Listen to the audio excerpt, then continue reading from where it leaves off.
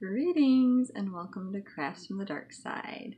I'm Tiffany and I'm broadcasting to you from Detroit, Michigan, well, a little outside of Detroit, and this is my first podcast. So if you're watching, thank you, and I hope you like it, and I hope you join me for my next one. So a little bit about me and what I'm doing here. So I am a crafter. I always have been a crafter, always will be a crafter, love crafting, just always have. And I've done pretty much every type of craft that you can really think of. I've just, basic drawing and painting. I've done clay work and sculpting. I actually do that quite a bit. I've done some wire work. I make soaps and bath salts. I've done mosaics. I've done stuff with mirrors. I've done quite a bit of wall art of all sorts of different types. I've done lots of just random different things. I've cross-stitched for about 15 years, and I recently started knitting. I started knitting about 6 months ago. A friend of mine was actually moving to Egypt and was nice enough to swing in on a night and teach me how to knit before she left, and I have just gotten hooked. I am kind of obsessed with it. So I will warn you right now that there is going to be talk of all sorts of crafts on this, but I have a feeling, at least for the foreseeable future, it's going to be a lot of knitting talk. So hopefully you're a knitter. I'm thinking that some of my knitting friends from the other online communities will probably end up here. And so hopefully it won't bore everybody else. But here's the thing though. My crafts, well, they're not really nice. They're kind of weird. They're kind of odd. They're beautiful usually, I will say that, but they're kind of out there. I got a lot of calls home from teachers growing up to my parents about how weird the stuff I was making was. So, if it's twisted, if it's weird, if it's Lovecraftian, I am all about it. That's just kind of how I've always been. I love the dark stuff, the macabre. I've always been kind of obsessed with death, and I find beauty in some kind of odd things, all of that really kind of shows in my art. It does kind of come through. And because of that, I really didn't share a whole lot of my crafts and my art for most of my life, because it just wasn't something you really showed a lot of people. But the last couple of years, that's really changed. Not only have I gotten older and just kind of grown into my own, and at this point just fucking don't care, if you don't want to see my shit, don't look at it. But also the online community has really just kind of bloomed for this, which has been amazing. I've seen just so many groups coming up in different areas on Facebook and whatnot. I've seen a great YouTube channels, just people making the coolest stuff that's just weird and dark. I've seen stores popping up all over the place that have just crazy homemade stuff that's just really out there and just beautiful. And you've seen some amazing stuff popping up on Etsy as well, which is really kind of where I think a lot of it started. People could really kind of put their wares out there that you'd have never found elsewhere. And I'm starting to see that stuff. Like a friend of ours actually bought us a housewarming gift off of Etsy. That's a wooden plaque. It's actually right over there. That what it says is some inspirational bullshit on it. That's what it actually says. But you wouldn't have seen that, 5-10 years ago, unless you knew somebody personally that could do that. You couldn't just hop on. So I just think it's amazing that I'm seeing this kind of community pop up where people are just more open-minded, but they're really flourishing with their and nourishing that creative side, which I'm just all about. So I thought, with all that going on and how much I've been really kind of getting into these sites and stuff, that is time I jumped in and became part of it. So that's why I'm here. The timing is pretty good. Well, right now it's late summer. If you're watching this later, not new. It's end of August, so it's coming up to Halloween, favorite time of the year, the fall. I always just get so inspired in the fall, and just the Halloween decorations coming out. I was actually at Michael's earlier today, and they had the Halloween stuff out, and I just I'm already getting excited. Not only do I end up finding a bunch of stuff that I can stock up on for the year to make stuff, but I usually end up with some new house decorations as well that stay up all year long, so I'm excited. The other thing is that I don't usually keep the stuff that I make. I will say with knitting now, I think I'm going to be keeping more stuff for myself, but very rarely do I keep stuff. I usually make it for someone, either to give them as a gift, or because someone's asked me to make something for them, either to keep or for them to give to somebody. So most of the stuff I make, I give out right away, you know, it just kind of heads out. I've sold some stuff, you know, there has been some stuff I've made for people to, you know, that they purchased throughout the years. I've commissioned some items that way, but yeah, it's very rarely here. So with Christmas coming up, that's when I'm going to start really making stuff for people. I've already got some ideas rolling around. So as far as timing for this podcast, it's going to be project based, not necessarily like I'm not going to promise one every 2 weeks or a month or whatever. Maybe I guess if it gets really popular, I'll think about something like that. But as of right now, it's project based. It's as I have something to update or as I'm working on something. But with Christmas coming, hopefully I'll be making enough stuff that I can put up at least a few to get going. So timing was really good too, and I think it's going to be a fun thing for me. So basically what you can expect for these, kind of a mixture. There'll be a few different kinds. Some of them are going to be pretty much this, just kind of chatting about shit. Sometimes about my crafting. I'm sure I'm going to talk about other stuff too. You know, I've had a pretty damn cool life. I've done some cool stuff. I got some fun stories. So I think, you know, I'll probably just be sharing some stuff too about what's going on, experiences I'm having, that sort of thing. Because I have some fun stuff to talk about. But it'll also be, you know, with this type, what I'm making right now, things I'm working on. I'll show you, you know, items that I've completed and that sort of thing. Then there's going to be some tutorials mixed in. Most of them are going to be short, probably. I guess some might be a little bit longer, but those will probably be like a couple minute ones, just quick tutorials and different things. And I'm thinking that those will probably make a lot of. I teach CPR, but every job I've had, I've been the trainer, the instructor. I do presentations to large groups on a regular. I'm pretty good at teaching stuff, so and explaining things. So I have been asked by a few people to make some short things on what I'm doing and how I'm doing it. So there'll be some of those. And then I think we're going to have some fun and do some kind of like compilation videos or just like clips of me, you know, actually crafting. And I'm going to say with those right off the bat that those are probably going to involve some drinking because I like to have fun, especially when I'm crafting, and I like to drink. So it's not always going to be wine. It's wine right now. Totally depends on the season, that sort of thing. I'm sure if I ever have co-hosts, I might occasionally, that they'll probably be drinking with me too. So you might get some fun there. I will say right now, since kind of little props to it, I'm going to give a shout out to Leelanau Cellars because that's what I'm drinking right now. It's Summer Sunset. It is so nice and warm outside right now, and this is just like a really sweet kind of nice rose wine. So but I drink a lot of beer and stuff too. So hey, if you're into craft beers, into good wine, you know, let's chat about that too, and I'll be happy to tell you what I'm currently drinking. So let's just kind of go from there. I'm going to talk a little bit right now about some of the stuff that I've already done and kind of show you some of that. I'm going to start with cross-stitching. So I am a huge fan of horror movies. I mean, who's not, right? They're amazing. But I've always loved when they kind of cutesy it out too. A lot of my work, yes, a lot of it's gory and dark. Especially my drawing is very... I don't show it to many people. I have to make sure it's the right audience. I'm just that, you know, I'm that kind of girl. I was that goth girl in high school. I own snakes and tarantulas and things like that. It's just kind of my thing. So a lot of that, you know, Darkside does come out. But I love cute, pretty stuff too. I love horses. I draw this like I have this whole line that I've drawn of these cute little horses with big fluffy feet. I love fae inspired things, just beautiful fairies. Like I said, beauty as well. It comes through my stuff. So it's a huge mixture. I'll be just as likely to draw a cute little cartoon frog as I will a chick with her intestines ripped out. So what I wanted to make some cute little cross stitch keychains. So I have a couple that I actually started with Jason. Sorry, I'm dipping out of camera, my bad. But so I did a couple test runs. I was trying to figure out backings and stuff like that, but here's a couple little Jason heads. Aren't those adorable? They're tiny. I mean, if you hold them up, very small, very small. These two are just a slightly different blood pattern, but I kind of ended up liking the second one, and this was kind of the end result. He's still on a pad, but again, tiny. Those are going to be cute little keychains. This one's already on a keychain. I did have a foam backing with this one. I don't think I'm going to end up using that. I think what I'm going to do, I've you know, used decoupage and whatnot on the back of these. They are at this point like pretty much waterproof, and they're not going to shred or anything because of that. But I think what I'm going to do is get like a black felt or a red felt back and just make it nice and smooth. So the other one that I was having a lot of fun with is my chainsaws.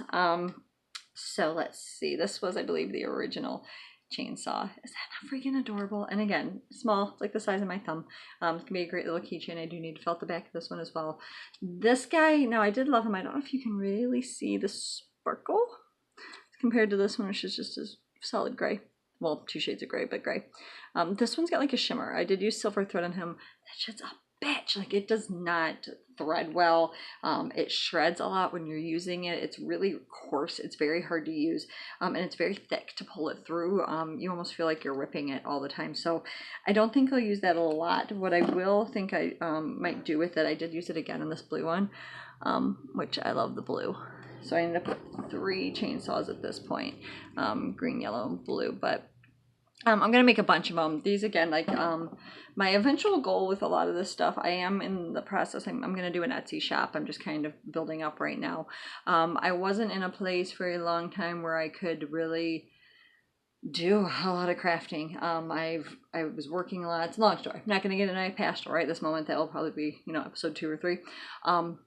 But basically the last year-ish, I found myself in a spot where I can actually really jump back in hardcore to my crafting. And I really, now that I'm in a spot where I can kind of start thinking about eventual goals and have some support to do so, I'd really like to get to the point where I can do like art fairs and that sort of thing. I'd really like to have some of this out. I definitely want to do an Etsy shop online.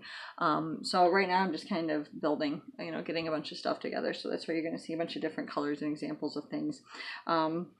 So the 3 chainsaws, I did end up using silver again with this one. I don't know, it was a little easier. I did take out 1. I think I turned it from 2 into 1 as far as splitting the threads. But probably gonna stick with gray. I did also run a little test Hannibal Lecter on this one. Tell me he's not freaking cute. And I got props for giving him red eyes. I was my boyfriend, who's a big fan, noticed that and gave me props for sticking to it. So these, I mean, would be some small and cheap, but gosh, wouldn't these be cute to like have out in a bin and just kind of sell? So the cross stitch. Now this one is very simple, I will say, and if you're not a Simpsons fan, you're not going to understand this at all. Even as a Simpsons fan, I'm not a hardcore Simpsons fan, and I didn't quite understand it until it was explained to me. Once it was explained, I remembered it. But yeah, so if you're not, I'm sorry, you're probably not going to understand this, but this was actually a gift for somebody. Very, very simple, but aren't those TVs adorable?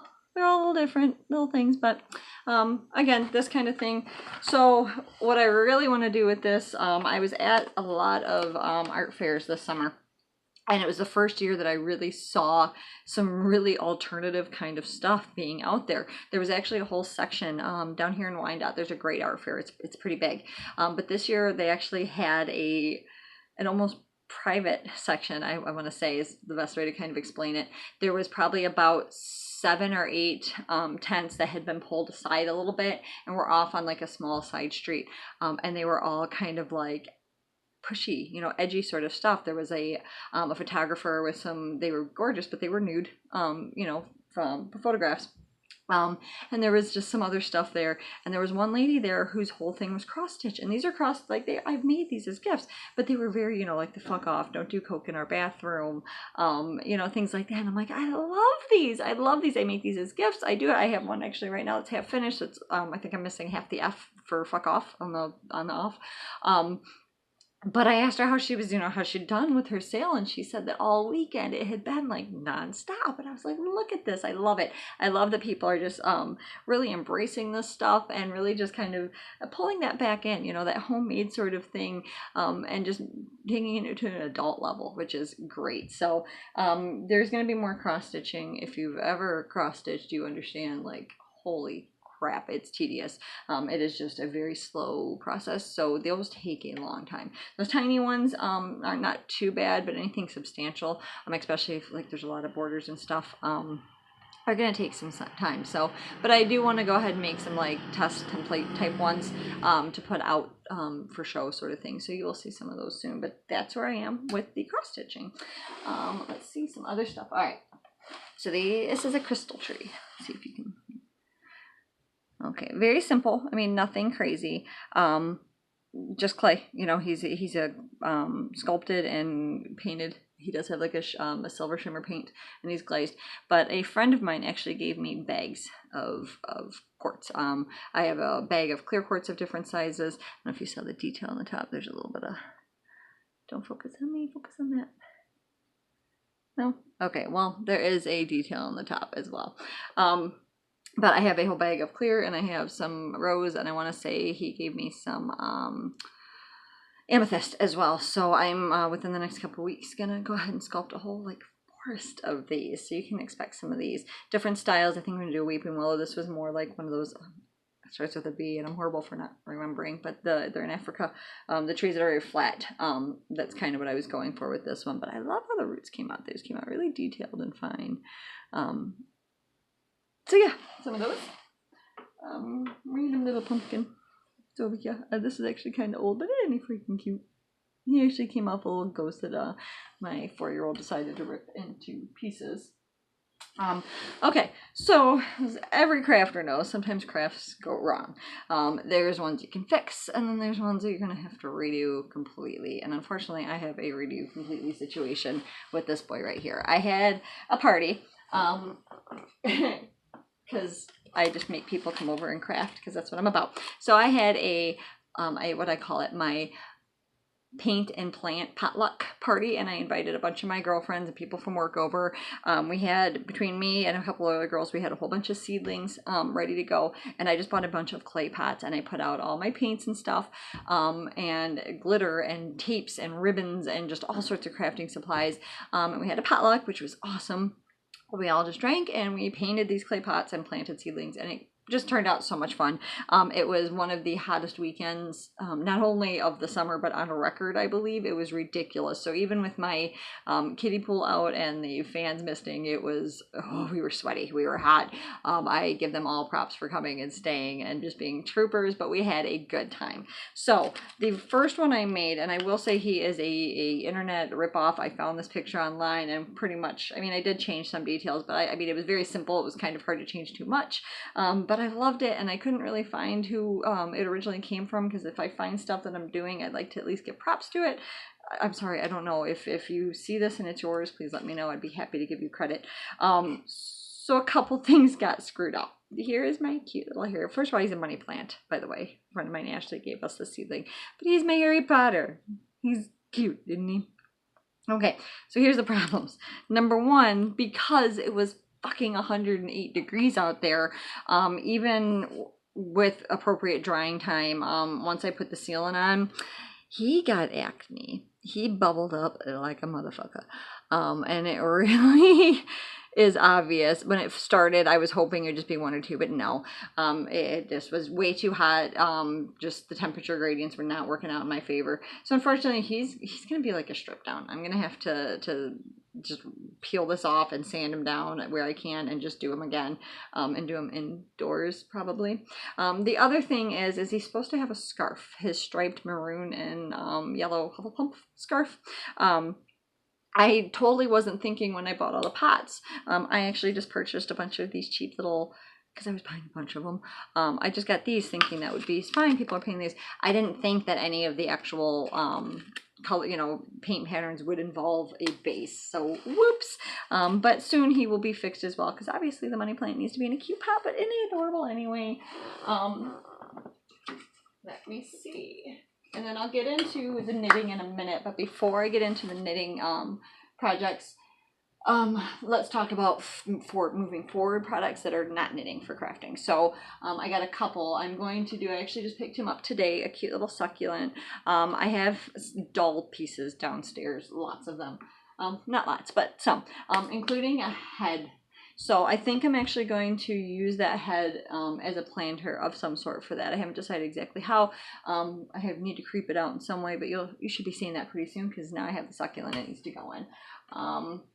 The other day, my daughters and I spent about 2 hours. I have a 9-year-old and a 4-year-old little girl who are both little artsy craftsy type as well, and I love it. But we went down to this creek in Ypsilanti, Michigan, if you're familiar with that area, in this beautiful park, and it was drizzling, and we spent a couple hours collecting shells. Some were tiny, but some were freaking big. Like, look at the size of this guy. Like, I have big hands. He's big, and I found a bunch like that, and I've already bleached them and scrubbed them. The insides are, oop, I popped them, but are very shimmery. And I have probably about 25 of them at this point. I haven't decided precisely what I'm going to do. I'm kind of thinking wind chime. But I'm going to, number one, have to figure out how to keep them stable during that because I don't want them breaking. So I can't go like drilling and stuff. I just don't want to deal with all that. So, and I also would want to add to it. I didn't just want shells. That's kind of something Grandma would have at the beach house. Not my style. But we'll figure out something. I got lots of them and they're going to be cool. We'll see what we're going to do. And then, let me see, I am working, I don't have it up here, but I've done some cool stuff with some dolls before, like I mentioned the doll head. I've done some cool stuff with some like more Barbie-ish type dolls. I have one downstairs that's, she's more than just a normal Barbie. She's like one of those more posable, like everything kind of moves, her hands and her feet and all that. I think I kind of want to do like a death series with the dolls. I know that sounds weird, but whatever. So I'm in the process right now of building her like a little electric chair to sit in. So I'm gonna do some stuff with her and then make this electric chair. I want to do one with with a hanging girl with the gallows. I think I want to do a guillotine, so that one's going to be kind of interesting. Those are a little bit more slow moving. Those take some creativity. You have to go find the shit for them. You can't just go buy a mini guillotine. So those are taking a minute. That one's kind of on the back burner, but that will eventually be through. I do eventually too, I want to do something with some sort of dollhouse. I did a castle for my daughter a couple of years ago. I found this beautiful wooden like dollhouse that opened up that was just blank. It was unpainted, wood. And I painted it, I furnished the whole inside, I made clay furniture and wall hangings and all this stuff, and I built a bunch of little figurines to go in it, and they all had magnets on them that you could stick them in different spots in the room, so if it was moving around, because it closed and like latched, that they wouldn't move, and like little horses for them and stuff for them to carry. It was cool. I was dumb, and I spent months on that stupid thing, and then gave it to a 3-year-old who promptly destroyed pretty much every part of it. So it's in my basement right now with all the parts in pieces. I think I'm gonna just scrap that one too. I think I'm gonna just rip everything out and just kind of start from scratch. It was a long time ago. It was, well, not a long time, it was probably about 6 years ago at this point. So I've gotten some more skill with the clay work. So I think that my newer people will be cool. But like I said, right now I'm kind of obsessed with knitting. So again, that's probably going to be a little while. I'd eventually too really love to do like one of those really elaborate doll houses, but I'd want to make it my version, more like an Addams Family sort of thing, or like a haunted house. I have been seeing a ton of those on some of these different sites, and they're fucking awesome. Like the detail that they put into all these little rooms is insane. And I really think I would enjoy that too. But that one, again, down the road, I do have a 9 and a 4-year-old. I work full time. I work 2 jobs actually. My man's in school right now, so I'm trying to help, work a little bit extra for that. And it just leaves me with a limited time for crafting. And like I said, I'm kind of focused right now on certain things. So let's talk about that. Let's talk about what I'm currently focused on, which is knitting.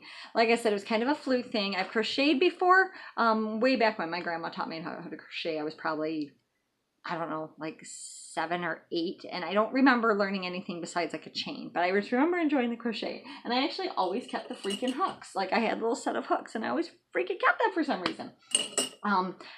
But I never really picked it back up. Once at that time when I was there was no YouTube or anything like that you could find. You either had to go get a book, which good freaking luck. Those things are so confusing. It's really hard to tell when you're looking at a book, like how everything's moving and being held. Like you can position your hands just right, but then how is this movement? It's hard. And at the time there was no YouTube, there was no, internet even to look up this stuff. So I just never really picked it back up. I never really knew anybody besides like old grandma type ladies. And even if they were sweet, like no offense, I don't want to go spend like crafting. I like to drink. I like to get funny and have good times and laugh. If I can suck my friends into it, I do. My boyfriend, thank goodness, is also pretty artsy, not craftsy type artsy like me, but he draws and he colors, and he, I know coloring sounds very childish, but it's not. We have a ton of adult coloring books, and God, what a fun, drink night activity when everybody doesn't want to get real serious. If you haven't just sat down with a bunch of people and colored, you should. It's good times. But he writes and stuff like that too, but, I kind of lost my train of thought there. Oh, anyway, sorry. So I didn't really want to go hang out with, all these random older ladies that would offer. I just never really met anybody that I wanted to spend the time with. So I happened to, like I said, meet this girl who she's a big knitter. She's got a podcast, all sorts of things. Has been knitting for a long time, makes just gorgeous work. Hi, Megan, if you ever watch this, I'm talking about you. So she offered to teach me. So she came over and she taught me how to cast on and how to just do a knit stitch. And that was enough to at least get me started. And I went from there and have been just YouTubing the shit out of this. And I am hooked. So the first thing I made, well, not first thing, because I made plenty. I probably made about 10 of those, just little like 2x2 or 4x4 sort of things just to get stitches and tension and stuff like that down. But then I made... For my wonderful man, I made him a scarf. He wanted Tim Burton type, or Nest, I guess you would say, type scarf. So it's pretty wide. It's, nothing over the face and all that. And he wanted rather wide blocks. It's definitely not small blocks. But what was funny was every time I would think I was done, he'd be like, can you make it a little bit longer? He wanted one of those long hanging. So this bitch is like literally, no joke, 8.5 feet long. Like it just goes and goes and goes.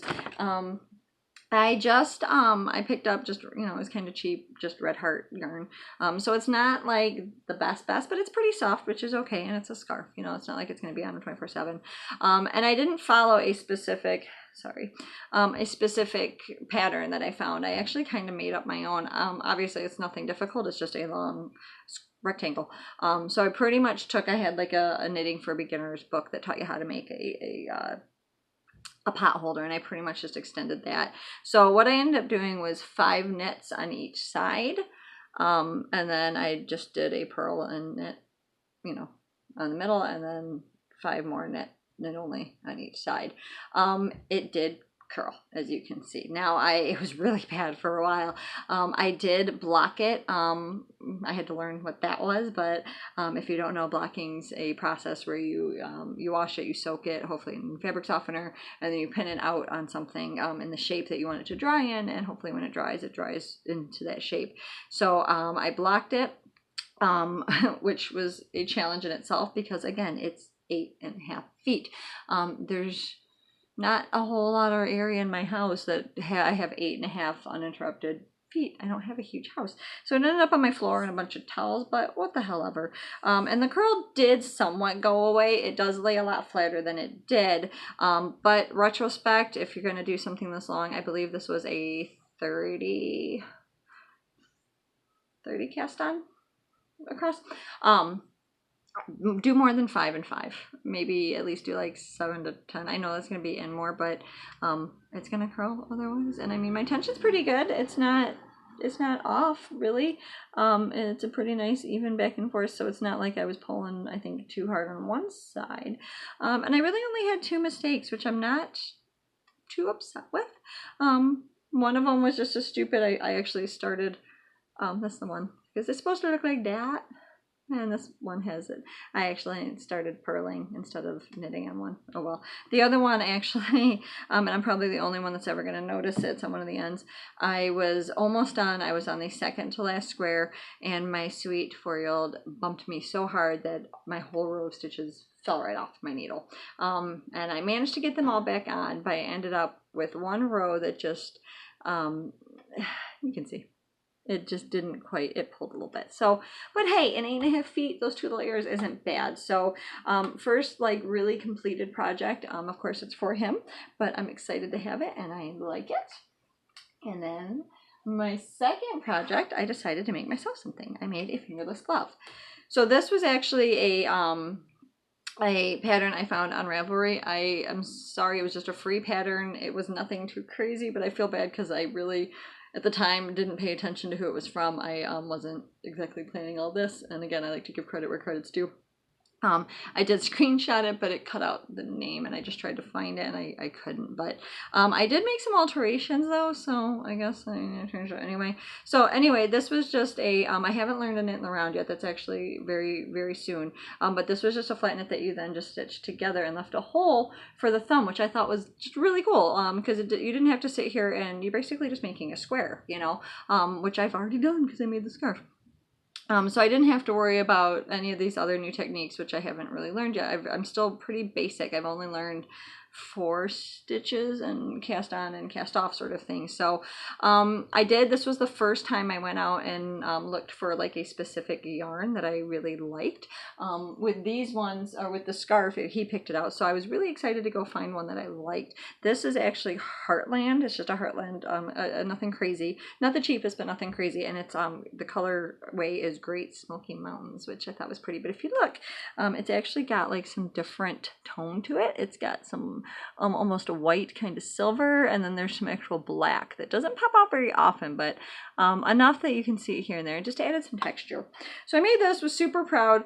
I didn't like though that you can there's very little, well, you can actually see it from here, but to me looking at it, there's not a whole lot of definition between the 2 stitches. Down here we have that kind of back and forth, and then I was doing this up through the back knit pattern here, you know, and you can't really tell. So I got it done. It was also a tiny bit snug. It called for 32 cast on, which is fine, but it's just a little, now this hasn't been blocked yet, but it was just a little bit, like I had to kind of pull it to stitch it together. So I added 2 stitches on when I remade it, and I also added a complete row of knit back and forth in between the 2 you know, when I started the different stitches, and I think that really made it pop a lot more. Am I right? Like you can just tell that there's 2 different stitches way more than you can in this one. The second one just also, everything looks more defined, especially in here. I did make a mistake here. I'm not sure what I did. I think I must have, I don't know, because at no point did I not have it end the way it should have. Like if I started within it, it ended within it. But it was off a little bit. This one came out just perfect. I didn't have any issues. I also tightened, so I added 2 on up here, so I had a 35 cast on instead of 33, so it made it just a little bit easier to put on. And I also, when I did my bind off, I really just like kept my tension super tight, and I kind of pulled a little bit, so the fit is just so much better. Like it's a nice snug instead of this one where you can see it kind of, hey, it's just kind of baggy. The difference. This one's just a nice tight fit, and it just came out so much prettier and so much just more defined and nice. And it's just so cushy and warm that I love it. So I started, I'm going to make a third one. This one's just going to be a test, have fun. My kids, I'm sure, will use it for something. The 4-year-old's been running around with it, punching things anyway. So I will have a matching one that's going to be nice, pretty, and with the add-on and the tightened bottom. So that should be done within a day or 2.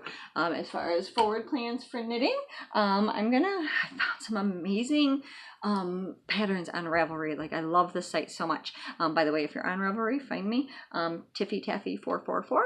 Hi.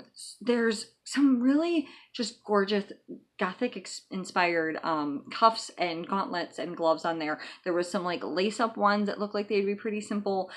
There was some gorgeous, they were done in like a steel gray, but they almost looked like armor. You know, gauntlets like of armor, and they were just so cool. So I love those. And then just some really cute bracelets. Now I haven't really found too many of the bracelets. I did find one that almost had like a fish scale type of pattern or a dragon scale type of pattern because it's triangular. So I might do something like that. But